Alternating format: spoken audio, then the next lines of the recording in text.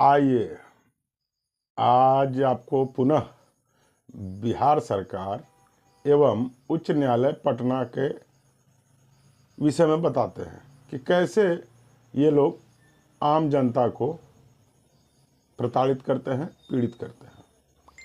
बिहार सरकार ने एक भूल की थी जिसके चलते मेरा ज़मीन आरा शहर का गड़बड़ा गया और ज़मीन को खोजने के लिए और भूल सुधारने के लिए हम सीओ से सीएम तक का सफ़र कर दिए।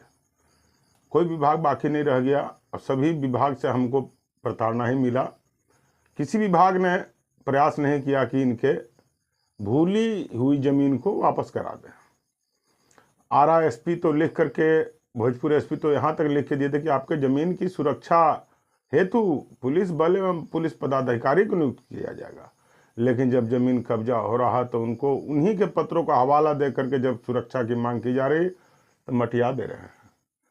और ये डीएम साहब भी वैसे ही कर दिए, आरा के राज्य स्तर पर भी वही हुआ। तब हम हाई कोर्ट गए तो वहाँ भी जज साहब 10 साल तक मेरे आवेदन को दबा के रख देते हैं। 10 साल क्यों दबा के रखें, और उसी आवेदन को दबा के रखे जिस आवेदन पर चीफ जस्टिस ऑफ इंडिया और सुप्रीम कोर्ट और नालसा ने रिट दायर करवाया।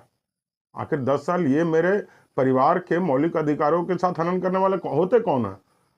इनको वेतन दिया जाता है भारत जनता के पैसे से कि जनता के मौलिक अधिकारों की रक्षा करें, लेकिन ये जैसा 10 साल तक तो मेरे उसी आवेदन को दबा करके रख दिए जिस आवेदन पर चीफ जस्टिस और नालसा रिट दायर करवाता है हाई कोर्ट पटना में। अब जब उस रिट पिटीशन के ऊपर एलपीए दायर करना है, उसमें भी हमको वकील पटना हाई कोर्ट द्वारा उपलब्ध कराया गया है।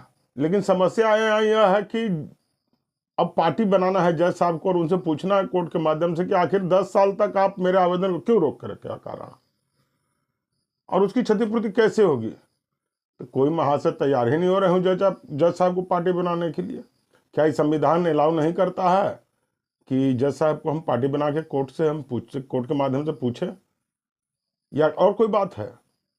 ये बात बढ़ते बढ़ते जब लॉ मिनिस्ट्री ऑफ इंडिया के पास हम जब गए और बताया कि भाई हमारे आवेदन को 10 साल तक उन्होंने क्यों रोका और कोई उनका नाम नहीं बता रहा, आप बताइए संविधान अलाउ करता है कि नहीं, उनको पार्टी बनाना चाहिए कि नहीं? तो ministry of law and justice देखा कि मामला तो बिहार सरकार के भूल से है, तो जज साहब का नाम ना देकर के बिहार सरकार के चीफ सेक्रेटरी साहब के पास भेज देता है, मेरे आवेदन की सूचना दीजिए। अब भला बताइए, बिहार सरकार के चीफ सेक्रेटरी महोदय जज साहब का नाम बता पाएंगे? अरे हम मांग रहे हैं आरटीआई में सूचना आम और आप हमको इमली का एड्रेस बता रहे हैं, ऐसा कहीं होता है? और आप कहते हैं कि हम भारत सरकार के कानून एवं न्याय मंत्रालय हैं। खैर, यदि भूल के लिए आप अगर भेजे भी हैं तो अब तक तो 1 महीना 2 महीना 1.5 महीना हो गया। बिहार सरकार के मुख्य सचिव क्या कर रहे हैं? मेरे मौलिक अधिकारों की रक्षा हेतु या उन्हें प्रदान कराने हेतु उनका क्या प्रयास है? नथिंग।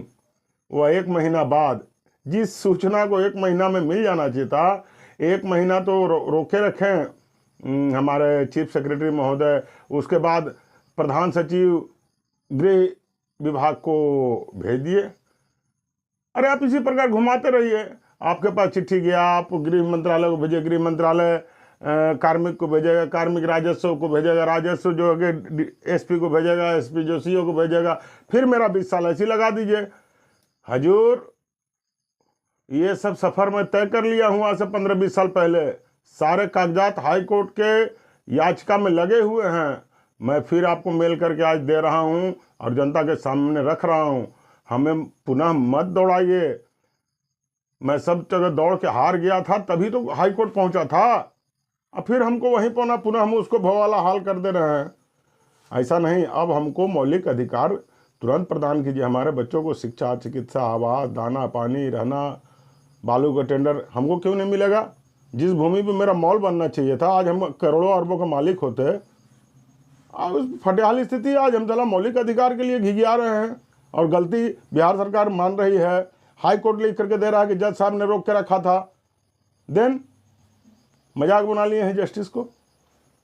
चलिए आगे देखते हैं क्या होता है। अभी हम चीफ सेक्रेटरी महोदय बिहार सरकार को आवेदन किए हैं कि अब हमको मौलिक अधिकारों को दिया जाए। अब बहुत चिट्ठी हो गया, सब चिट्ठी लगा के दिए हैं आज 15-18 साल पहले वाला चिट्ठी कि हम जहाँ भेज रहे हैं सर उस सब जगह से हम रिटायर हैं।